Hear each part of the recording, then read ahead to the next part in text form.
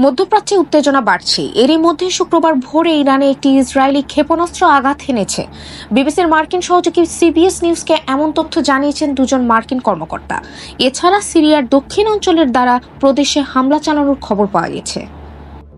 ইরানের সরকারি গণমাধ্যম আজ শুক্রবার সকালে বলেছে দেশটির নিরাপত্তা বাহিনী কয়েকটি ড্রোন ধ্বংস করেছে।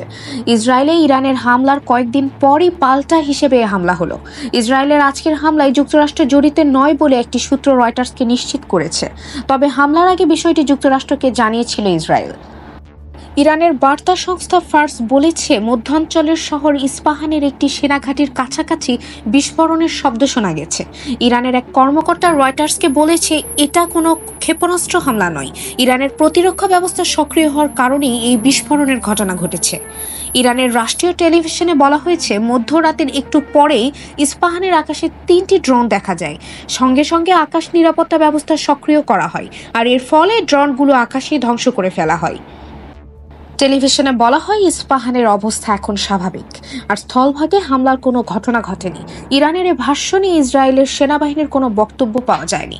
এর আগে মার্কিন কর্মকর্তাদের বরাত দিয়ে দেশটির সংবাদ মাধ্যম এবিসি নিউজ জানায় ইসরায়েলি ক্ষেপণাস্ত্র ইরানে আঘাত হেনেছে।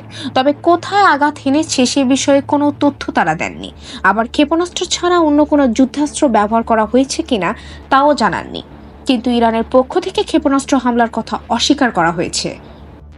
বিশ্লেষক এবং পর্যবেক্ষকেরা মনে করছেন ইসরায়েল ও ফিলিস্তিনের চলমান যুদ্ধ এখন পুরো মধ্যপ্রাচ্যে ছড়িয়ে পড়তে পারে। আজকের হামলার আগে ইরানের প্রেসিডেন্ট ইব্রাহিম রাইসি হুঁশিয়ারি দিয়ে বলেন তাদের ভূখণ্ডে কোনো হামলা হলে এর চরম জবাব দেবে তার দেশ।